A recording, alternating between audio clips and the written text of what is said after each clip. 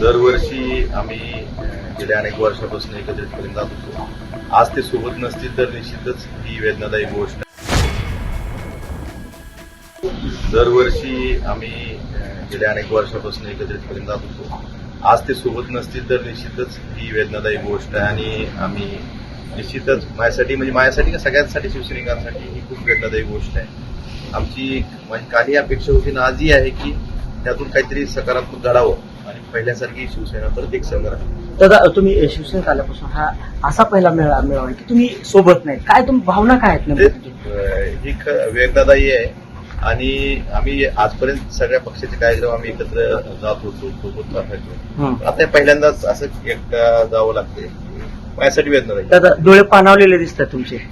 असं काय नाही, पण ते ठीक आहे, भावना आहेत. आपण मिळून काम केलेलं असतं आणि मिळून काम केल्यानंतर एखादा मित्र जर समजा त्या सोबत नसेल तर आपलं वाईट वाटणं साहजिक असतं. मला जर पक्ष सोडायचा असता तर 2022ला सुरतच्या बॉर्डरवरनं मी परत आलो नसतो. त्यामुळं मी पक्षाबरोबर राहायचं त्यावेळी ठरवलं होतं, आजही ठरवलंय आणि उद्याही तेच ठरणार.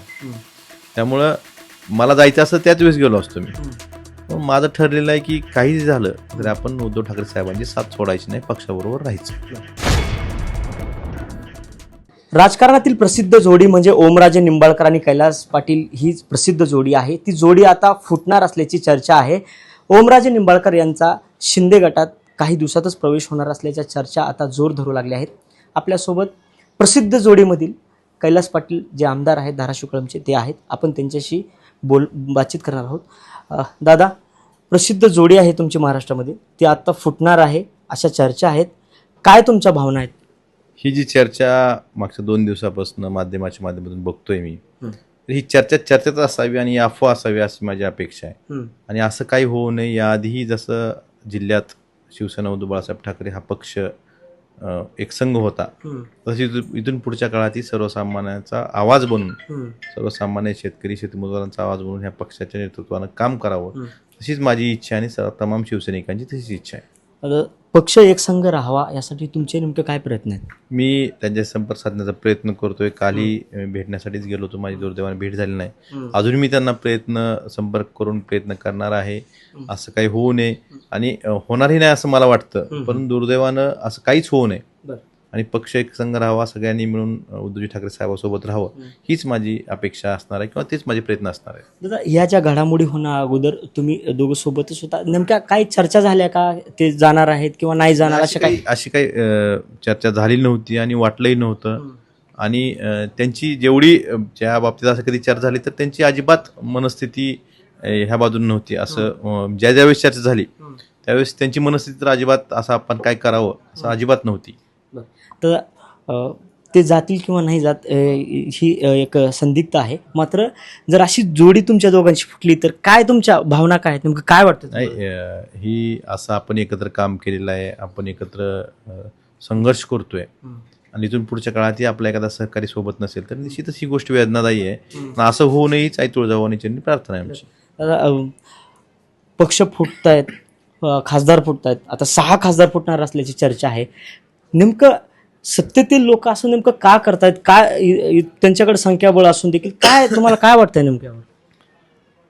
सध्या जे देशभरात यांनी पक्ष फोडाफोडीचं एक कलमी जो कार्यक्रम हाती घेतलेला आहे, याचं कारण मला तरी असं वाटतं की जे मतदारसंघ पुनर्रचनेचं जे बिल होतं, जे विधेयक होतं, जे महिला आरक्षणाच्या नावाखाली यांनी आणलं होतं, हे विधेयक फेटाळल्यामुळे ते परत विधेयक आणून आपल्या सोयीचे मतदारसंघ करणे आणि परत 29 निवडणुका जिंकणे ह्या उद्देशासाठी ही सगळी म्हणजे पक्ष फोडाफोडीचं काम चालू आहे असं मला वाटतं.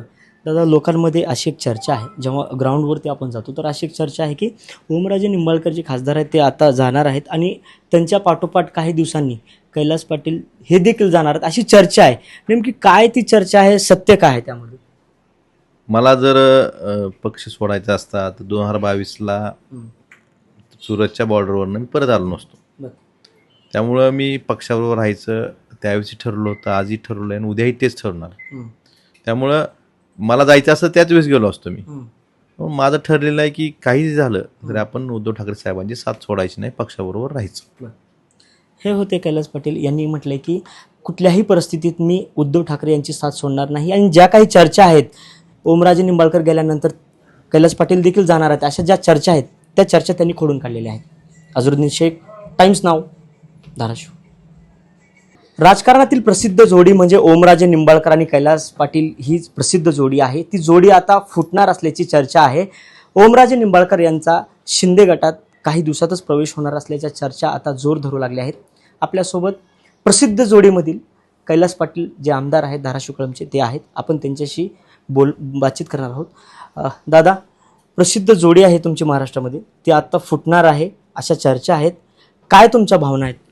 ही जी चर्चा मागच्या 2 दिवसापासून माध्यमाच्या माध्यमातून बघतोय मी, तर ही चर्चेत असावी आणि अफवा असावी अशी माझी अपेक्षा आहे. आणि असं काही होऊ नये. याआधीही जसं जिल्ह्यात शिवसेना उद्धव बाळासाहेब ठाकरे हा पक्ष एक संघ होता, तशी इथून पुढच्या काळातही सर्वसामान्यांचा आवाज बनून, सर्वसामान्य शेतकरी शेतमजुरांचा आवाज बनून ह्या पक्षाच्या नेतृत्वानं काम करावं तशीच माझी इच्छा आणि तमाम शिवसैनिकांची तशीच इच्छा आहे. आता पक्ष एक संघ राहावा यासाठी तुमचे नेमके काय प्रयत्न आहेत? मी त्यांच्या संपर्क साधण्याचा प्रयत्न करतोय. कालही भेटण्यासाठीच गेलो होतो, माझी दुर्दैवाने भेट झाली नाही. अजून मी त्यांना संपर्क करून प्रयत्न करणार आहे. असं काही होऊ नये आणि होणारही नाही असं मला वाटतं, पण दुर्दैवानं असं काहीच होऊ नये आणि पक्ष एक संघ राहावा, सगळ्यांनी मिळून उद्धवजी ठाकरे साहेबांसोबत राहावं हीच माझी अपेक्षा असणार आहे किंवा तेच माझे प्रयत्न असणार आहे. दादा, ह्या ज्या घडामोडी होण्या अगोदर तुम्ही दोघं सोबतच होता, नेमक्या काही चर्चा झाल्या का ते जाणार आहेत किंवा नाही जाणार अशी काही चर्चा झाली नव्हती आणि वाटलंही नव्हतं. आणि त्यांची ज्या बाबतीत असं कधी चर्चा झाली तर त्यांची अजिबात मनस्थिती ह्या बाजून नव्हती. असं ज्यावेळेस चर्चा झाली त्यावेळेस त्यांची मनस्थिती तर अजिबात असं आपण काय करावं असं अजिबात नव्हती. तर ते जातील किंवा नाही जात ही एक संदिग्ध आहे. मात्र जर अशी जोडी तुमच्या दोघांची फुटली तर काय तुमच्या भावना काय आहेत, नेमकं काय वाटतं? नाही, ही असं आपण एकत्र काम केलेलं आहे, आपण एकत्र संघर्ष करतोय आणि इथून पुढच्या काळातही आपला एखादा सहकारी सोबत नसेल तर निश्चितच ही गोष्ट वेदनादायी आहे. असं होऊ नये हीच आई तुळजाभवानीची प्रार्थना आहे आमची. पक्ष फुटत आहेत, खासदार फुटत आहेत, आता 6 खासदार फुटणार असल्याची चर्चा आहे. नेमकं सत्तेतील लोक असं नेमकं का करतायत? काय त्यांच्याकडे संख्याबळ असून देखील काय तुम्हाला काय वाटतंय नेमक्यावर?